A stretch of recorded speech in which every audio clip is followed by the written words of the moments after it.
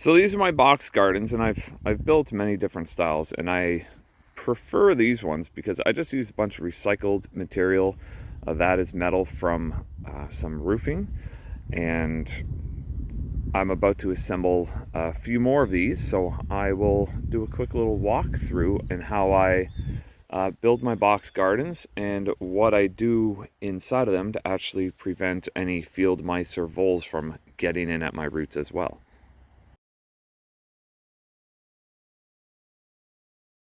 All right, so what I've done here, I've got some roofing metal that I've cut down. So I take a regular sheet. So that's what the full sheet would have looked like. Uh, just a 4 foot by 8 foot. And then what I do is I used a tool called a nibbler and cut right down the middle here.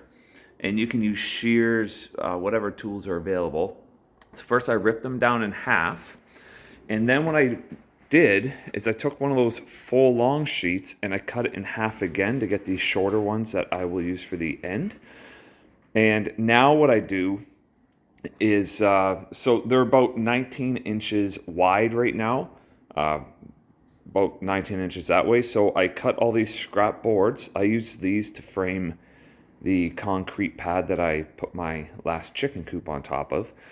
So I cut those all down to 19 inches and I lay the roofing material just on top of it like it is.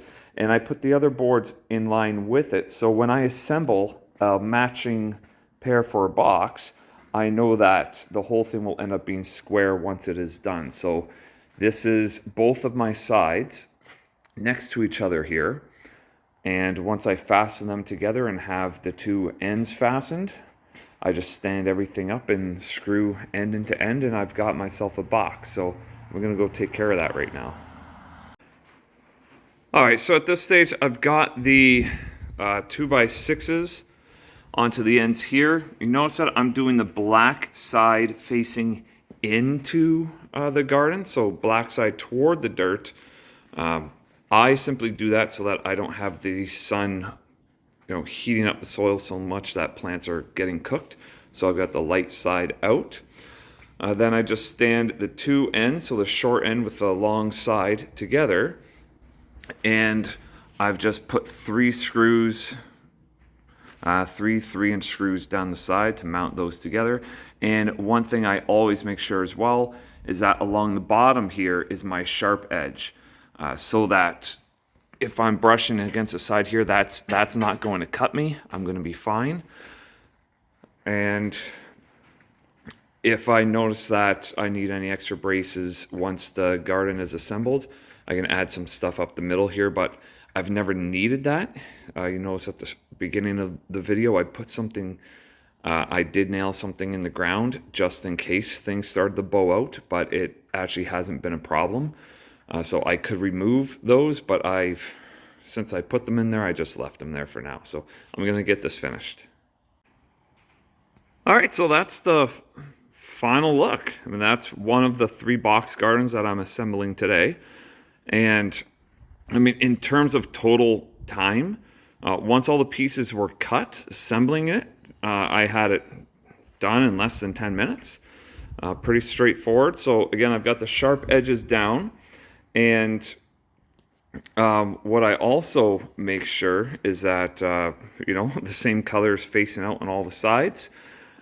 And my final screw that I do at the bottom of every side, I've got it up quite a bit because I just want to make sure that any damp, moisture, or anything that's, at the ground level isn't rotting out my fasteners. Now, these are ones meant for outdoors. But obviously I just always try to stay careful and make sure that anything that's, holding the whole item together isn't where rot and rust and any of that stuff could potentially be a problem later on in the future. But even if it were, there's many ways that I can restructure and fix this thing up.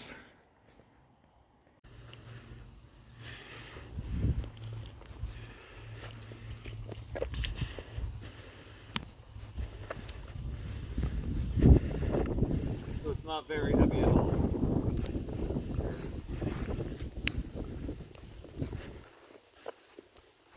Easier with some help though.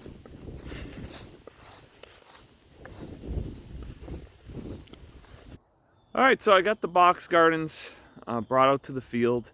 They obviously aren't in the spot I'm going to have them kept permanently. But once I figure that out, what I want in the springtime, then that's where I'll put them. But just to say what I do to save a little bit of money, first thing I'll do is I'll put some 1/4 inch hardware cloth in the bottom that will keep any of the voles, mice, anything from digging up from underneath. So I lay that down first, just right on top of the grass. I don't even dig out the grass. After I lay that down, I usually put down cardboard or paper, just something that will help kill the grass, suppress the weeds. And then I'll fill these gardens about halfway full with mulch. I just call a local guy that cuts down trees, get a bunch of mulch delivered. It's about $65 for 5 yards of this stuff. It's very cost effective. So I'll lay that down first, and then on top of that, the other half of the garden I'll then do with dirt. And within one season, all of that mulch has now turned to dirt. It's composted away, and you've got a nice, beautiful flower bed.